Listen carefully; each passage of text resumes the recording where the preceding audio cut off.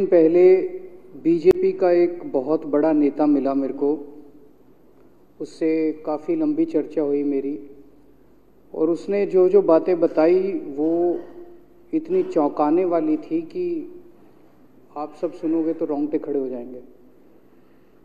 उसने मेरे से पूछा कि केजरीवाल जी, आपको क्या लगता है मोदी जी अडानी की इतनी मदद क्यों करते हैं? मैंने कहा दोस्त हैं दोनों, इसीलिए करते हैं। कहते बस इसलिए। कहता मोदी जी ने आज तक किसी के लिए कुछ नहीं करा, अपनी वाइफ के लिए कुछ नहीं करा, अपनी माँ के लिए कुछ नहीं करा, उनके भाई गुजरात में रहते हैं उनके लिए, किसी रिश्तेदार के लिए कुछ नहीं करा, राजनीतिक गुरु के लिए कुछ नहीं किया। वो अपने दोस्त के लिए इतना कुछ करेंगे, ऐसा कैसे हो सकता है?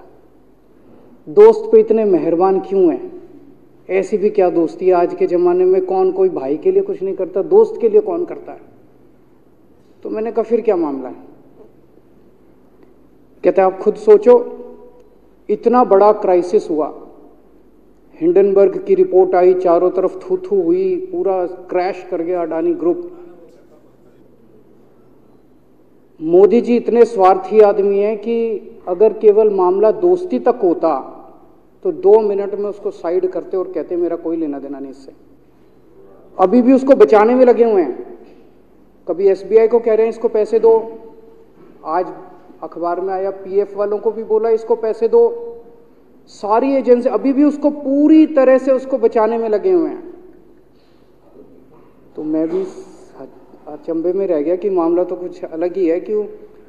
ऐसा भी क्या दोस्त हो गया कि दोस्त डूब रहा है और फिर भी उसको पूरी तरह से इतना बड़ा पॉलिटिशियन है। पॉलिटिशियन के लिए तो परसेप्शन सबसे इंपॉर्टेंट होती है। कोई आसपास वाला अगर कहीं, वो तो आदमी कह देता है यार मेरे से मिलना बंद कर दियो कल से, वो उसको अभी भी बचाने में लगे हुए हैं।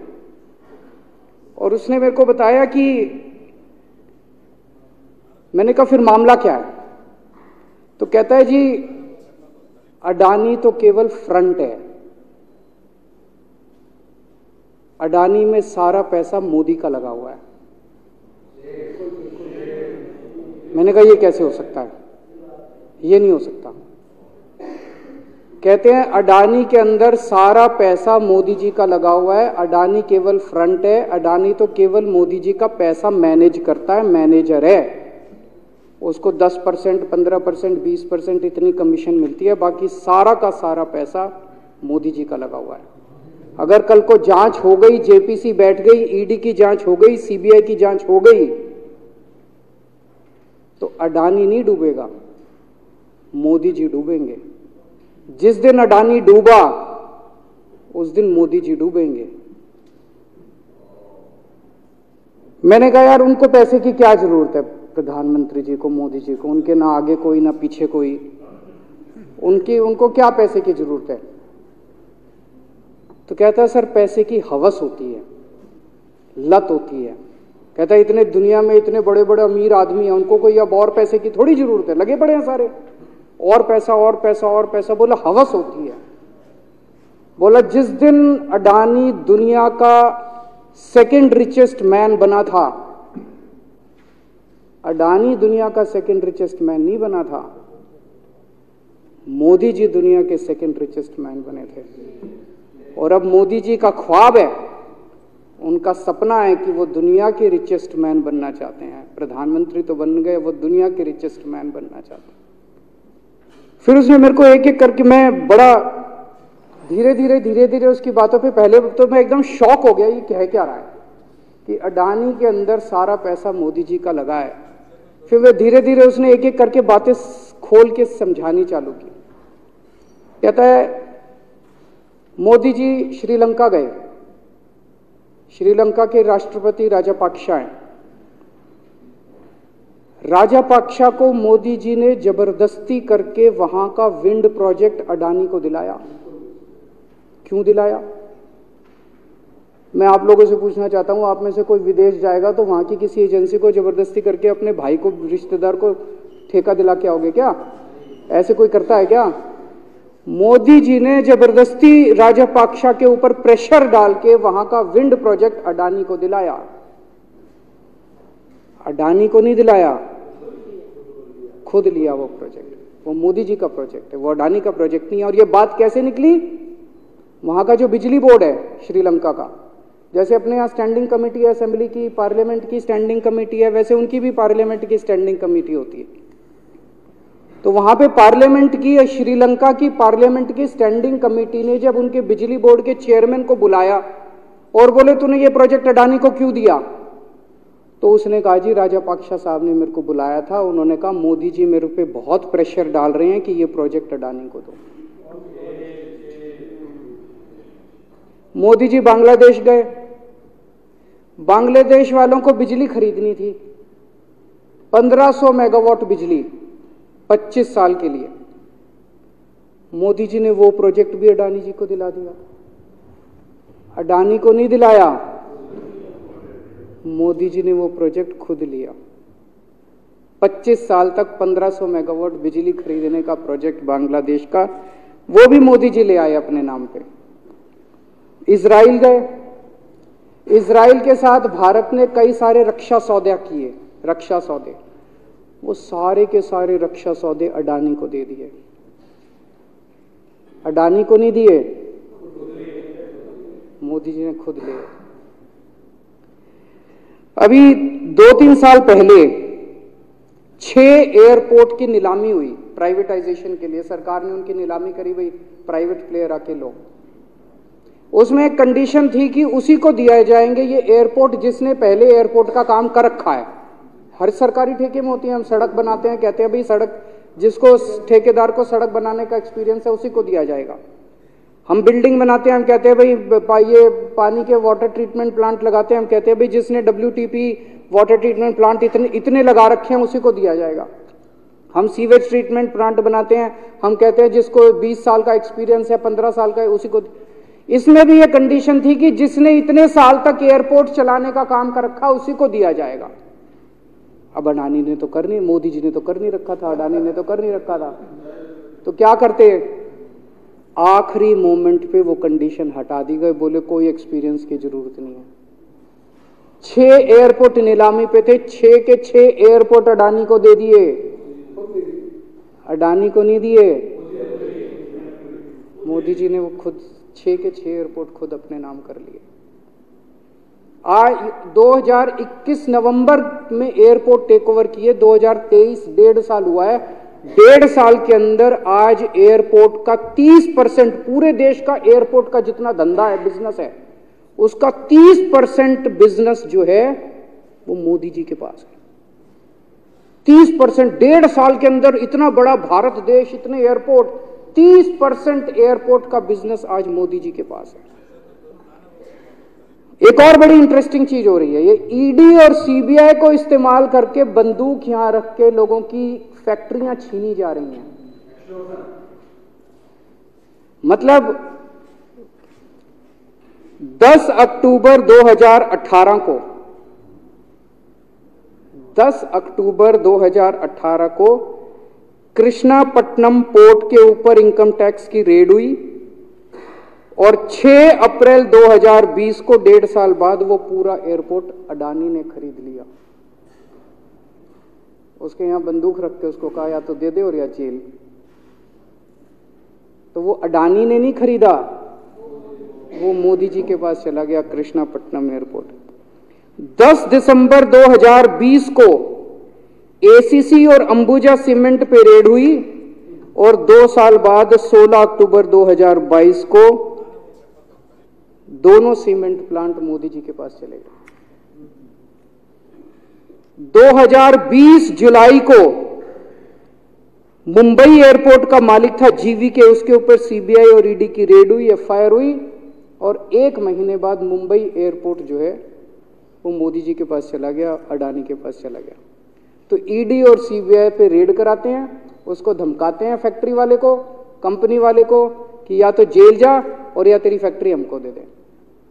ये इधर तो सुनते थे हरियाणा की तरफ ये ट्रिची,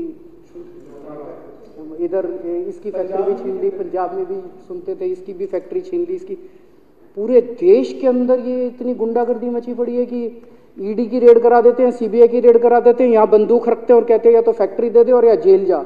ये क्या चल क्या रहा है इस देश के अंदर? इन्होंने अभी थोड़े दिन पहले ऑर्डर निकाला कि सारे जितने पावर प्लांट हैं, जितनी राज्य सरकारें हैं, पंजाब सरकार की, हमारी जो सरकार है, उनके पास भी ऑर्डर आया, सारी सरकारों को जितना उनका कोयले की रिक्वायरमेंट है उसमें से 10% कोयला इंपोर्टेड इस्तेमाल करना पड़ेगा। और इंपोर्ट केवल मोदी जी करते थे, अडानी करता था। तो इसका मतलब आपको 10% अपना कोयला कंपलसरी, जरूरत नहीं है आपको कोयले की, लेकिन 10% कोयला आपको अडानी से खरीदना पड़ेगा। हमारे देश का कोयला 2000 रुपये टन है, इंपोर्टेड कोयला 20,000 रुपये टन है। 10 गुना दाम के ऊपर आपको अडानी से यानी कि मोदी जी से कोयला खरीदना पड़ेगा।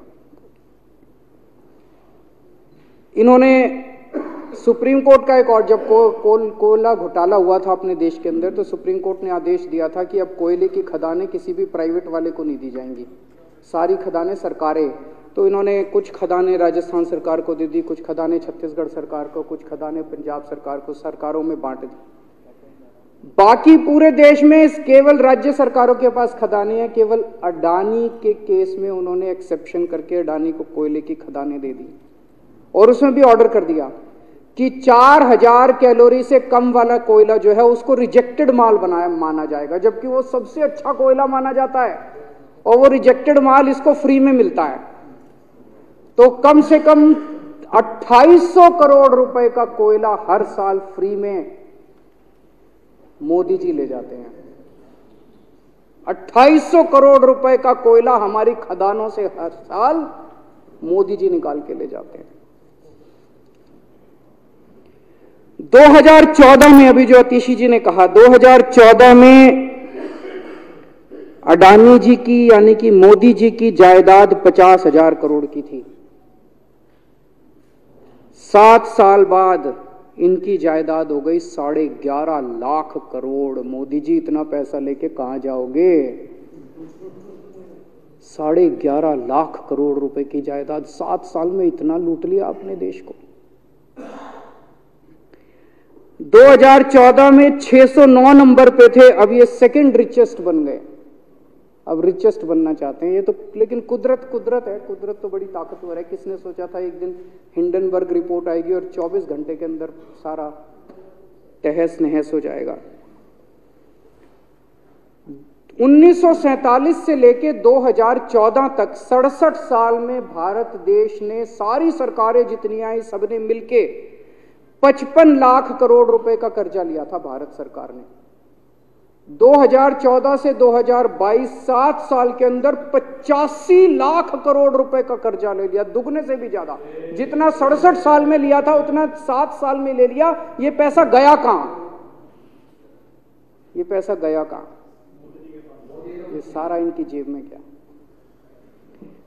तो मैं जनता को कहना चाहता हूं, आप तो जीएसटी देते हो, अपने बच्चों का पेट काट के टैक्स देते हो, दूध पे, दही पे, हर चीज पे जीएसटी देते हो।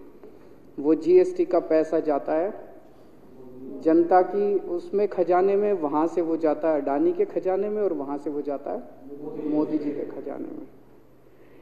दोनों हाथों से लूट मची हुई है, पूरे देश को लूट रहे हैं प्रधानमंत्री जी, मोदी जी पूरे दोनों हाथों से लूट रहे हैं। कोयला लूट रहे हैं, एयरपोर्ट लूट रहे हैं, सड़कें लूट रहे हैं, बिजली लूट रहे हैं, पानी लूट रहे हैं, कुछ नहीं छोड़ा, सब कुछ लूट रहे हैं। जितना कांग्रेस ने 75 साल में नहीं लूटा, उससे 10 गुना इन्होंने 7 साल के अंदर, 8 साल के अंदर लूट लिया देश को। अडानी का क्या रोल है इसमें? मोदी जी कम पढ़े लिखे हैं, उनको समझ नहीं है कि करना क्या। अडानी आके बताता है पैसा यहां लगा लो, इस देश में चलते हैं, वहां की ये कंपनी खरीद लेते हैं, ईडी को और सीबीआई को इसके पीछे लगा दो। वो सारा मैनेजमेंट करता है, दिमाग उसका, पैसा मोदी जी का। उसके बदले में उसको पता नहीं 10%, 15%, 20% कितनी कमीशन मिलती है, लेकिन दिमाग सारा अडानी का है। और मेरे को ज्यादा चिंता इस बात की है अध्यक्ष महोदय प्रधानमंत्री जी कम पढ़े लिखे हैं, उनको कम समझ में आता है। लोग आके उनको कुछ ना कुछ कहीं भी जाते हैं या कोई विदेश से आता है, उसके जो भी विदेश से नेता आता है या कहीं जाते हैं तो दो ही कंडीशन होती है। एक तो उसको कहते हैं भाई गले मिल ले तो फोटो खिंचा ले, गले मिल ले फोटो खिंचा ले, पार्क में घूम ले, तो वो फोटो खिंचाने के लिए उसको कहा जाता है भाई फोटो खिंचा ले, फोटो खिंचाने के लिए। और दूसरा उसको कहा जाता है भाई अडानी को ये ठेका दे दे, अडानी को ये ठेका दे दे। और कोई किसी कईयों को कहते हैं तारीफ कर दे, कोई आके कुछ नेता आके कहते हैं ना मोदी जी तो दुनिया के सबसे लोकप्रिय नेता है। उसने क्या लेना देना मोदी जी दुनिया के सबसे लोकप्रिय, वो आके क्यों कह रहा है? बदले में वो देश, ये जो गोरे हैं ना बहुत चतुर हैं, बहुत चालाक हैं, ये ऐसे इतने भोले वाले नहीं है कि यहाँ पे आए और कह गए मोदी जी दुनिया के, वो पता नहीं किस किस चीज पे साइन करा के ले जाते हैं, पता ही नहीं चलता बदले में क्या साइन करा के ले जाते हैं। यही हुआ था 17वीं 18वीं सदी के अंदर हमारे देश में। वो ईस्ट इंडिया कंपनी वाले आते थे, उस टाइम के हमारे राजे महाराजे भी ऐसे ही अनपढ़ होते थे, उनको कुछ अकल होती नहीं थी। उनके राज्य उनके दरबार में आते थे, उनकी तारीफ करते थे, खूब तारीफ करते थे, और पता नहीं किस किस चीज पे साइन करा के ले गए। 100 साल के अंदर पूरा देश अंग्रेजों ने कब्जा कर लिया। वही हाल अब हो रहा अपने देश का कि हमारे कम पढ़े लिखे प्रधानमंत्री हैं, पैसे की हवस है, और मतलब जो भी आता है 2 लाइन उनके उसमें बोल दे, गले मिल ले, पार्क में घूम ले, अडानी को 2 कंपनियों का ठेका दे दे, बदले में पता नहीं देश का क्या क्या बेच दिया इन लोगों ने। बहुत चिंता है हम लोगों को देश की इस वक्त, जिस दौर से देश गुजर रहा है। मुझे लगता है कि आज़ादी के बाद से सबसे भ्रष्ट प्रधानमंत्री अगर कोई हुए हैं जिन्होंने देश को इतना लूटा है, तो वो आज मौजूदा प्रधानमंत्री हैं। और उसके ऊपर कम पढ़े लिखे हैं, उनको कुछ पता नहीं, कोई कुछ भी उनसे साइन करा के ले जाता है, किसी को कुछ पता नहीं चलता। मैं संजीव झा के प्रस्ताव का समर्थन करता हूँ।